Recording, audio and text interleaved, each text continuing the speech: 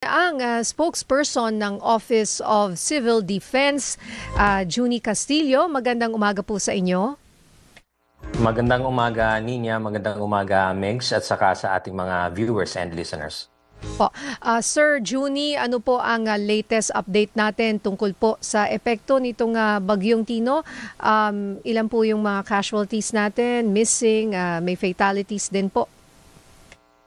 Oo, Ninya, no? In terms of yung affected population natin, umabot na ito sa 707,000 nating mga kababayan ng apektado. Ito ay nanggagaling sa 2,800 na mga barangays. Pagdating naman doon sa ating mga casualties, sa yun nga sa Kasawiang Palad, we have 66 reported death. Magmula po ito sa Region 7, sa Region 6. Ganon din sa NIR at saka sa Region 8. Yung pinakamadami nga po dito ay itong dito sa probinsya ng Cebu, kung saan meron pong reported deaths na 49. So ito pong 66 are for validation ng ating management of the dead and then missing cluster. Pagdating naman po dun sa missing, meron pa ring 13 as of this morning, 13 persons are still missing sa Cebu province, and then meron ding 13 na missing sa La Castellana sa Negros Occidental. Yung injured po, meron pong na-report na 10 injured na nating mga kababayan. Opo, Sir Junie, good morning po. Mix Busos po ito. Dahil po dito sa, not so great news about deaths and missing, usually ano po yung naging cost nito? Usually po ba sa paglunod or kumbaga nabagsakan, infrastructure related? Tama, Mix, karamihan dito sa mga kababayan nating nasawi ay dahil sa pagkalunod sa baha. Pero meron ding ilan na nabagsakan ng falling debris, at saka punong kahoy.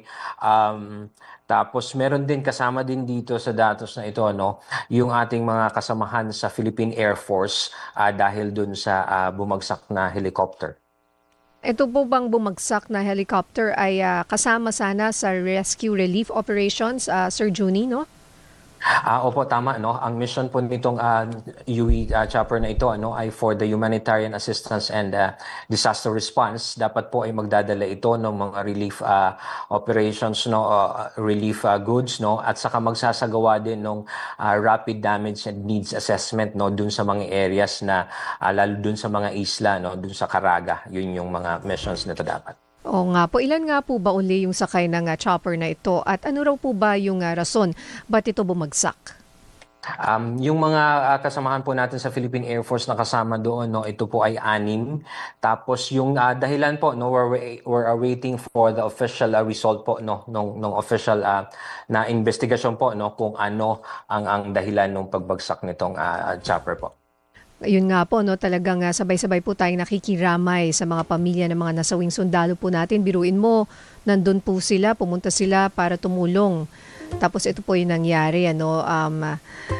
Kaya kami po ay patuloy na nagdarasal para po sa ating mga kababayan na talaga namang naghihinagpis ngayon dahil nawalan po sila ng mga mahal sa buhay. So Sir Junie, sa ngayon po, ano po yung mga relief and rescue efforts na ginagawa natin sa ating mga kababayan? At ano po yung mga lugar, aside from Cebu, saan pa po yung mga talagang kailangan ng tulong ngayon? In terms of affected populations natin, ang tinitingnan natin ay itong sa Cebu, and then sa Region 7 din, that's the whole Central Visayas. And then ganun din yung sa Negros Island Region o sa NIR, and then ganun din po doon sa Region 6. So itong 3 pong rehiyon na ito ang may pinakamarami pong mga kababayan natin. Hindi, kasama na rin po pala yung rehiyon din po nung Caraga. Marami rin po mga kababayan natin doon ang naiulat po na apektado. Opo, Sir Junie, ano po yung mga efforts ng OCD para po ma-mitigate, mapagaan po kahit papano yung pagdating po ng Bagyong Tino, yung mga preparations po na ginawa nyo na okay, at least nagawa natin to, nabawasan kahit papano yung mga kailangan nating isipin? Tama, Mix, no? Dahil nga mula pa nung nakaraang linggo ay nagsasagawa ng mga preparedness measures, no? Ang iba't ibang ahensya, hindi lang ng Office of Civil Defense, no? Kami naman ay yung pagsasagawa po, no, ng mga pag-coordinate sa ating mga kasamahan sa response clusters. Pero ang isang maganda po na nagawa natin, ano, marami po ang dahil malakas at malawak yung bagyong Tino, nakapagsagawa po tayo dito ng mga preemptive evacuations. In fact, sa preemptive evacuation po, halos umaabot sa a little less than 800,000 na ating mga kababayan ang nailikas po, no, ng ating mga lokal na pamahalaan, ganun din ng mga regional and then national government agencies, no. Kasi nga ang sinasabi natin, the only way talaga na para makaiwas ay kumbaga ilikas, no, yung mga kababayan na natin na nandun sa mga delikadong lugar. Yun po yung isa, no? And then pangalawa naman po, yung ating pagpossession ng mga food and non-food items. Ito, Migs, ay ginagawa naman natin ito tuloy-tuloy, no? Kapag ka nababawasan yung mga family food packs, nagre-replenish na kaagad nito, no? Ganun din yung ating mga pagpreposition ng ating mga iba't ibang resources, manpower, equipment, no, na nandun na sa mga lugar ready for deployment once naka-red alert status tayo, no. Pero Migs, isa din sa ginagawa, no, yung pre-disaster risk assessment meeting. Ito, and scenario building also, ito yung tinitingnan na natin, ano, saan, sino ang mga pwedeng tamaan para po mas magawa yung aksyon.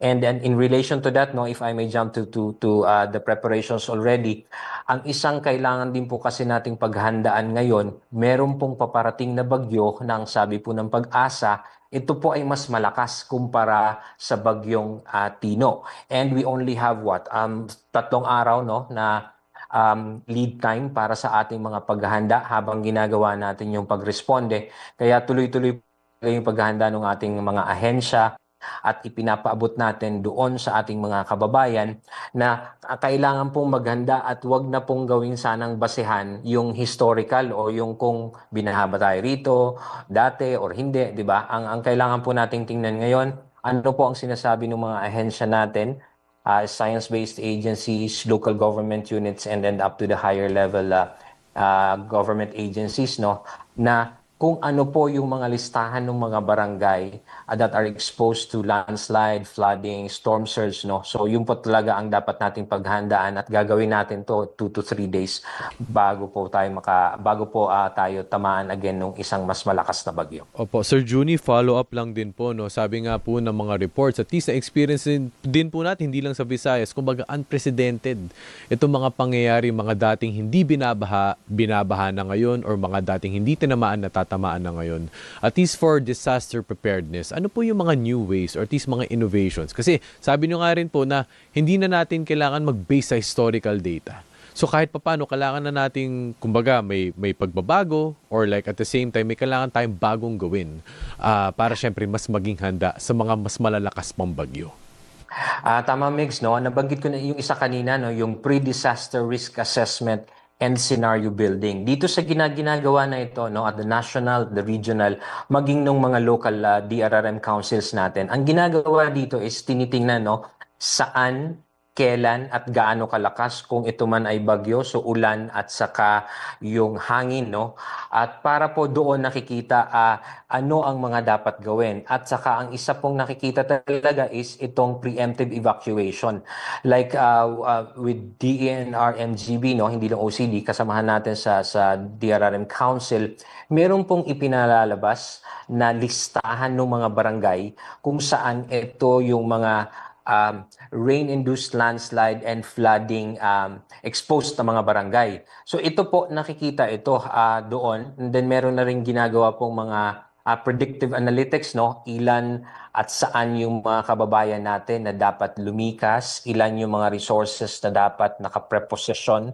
So yun po yung mga ginagawa, no? So it's really more on the preparedness side, no? Kasi nahihirapan tayo dun sa kapag response na lang, no? Kasi syempre, like with what happened to Cebu, no? Yung mga flash flood, syempre, yung mga rescuers natin, no? Syempre, hindi na rin agad-agad makalabas kasi nga delikado na dahil sa mga mabibilis na yung agos nung tubig, no? So it's really more of the preventive side na yung preemptive evacuation po talaga. At saka hindi po, again, inuulit natin, no? Hindi porket hindi kayo binaha, pero nandun kayo sa listahan ng mga delikadong barangay, dapat po talagang lumikas pagka sinabi ng lokal na Opo, otoridad. as implementation side, sir, one thing is preparedness, lahat po ng mga datos na kailangan natin. Pero yung actual pong pag-implement, at least na nakita niyo po dito sa Bagyong Tino, naging cooperative po ba ating mga kababayan? And at the same time, kung ang taong bayan is aware din sa mga ganitong klase ng mga risk na, kailangan talaga nating gawan to ng paraan.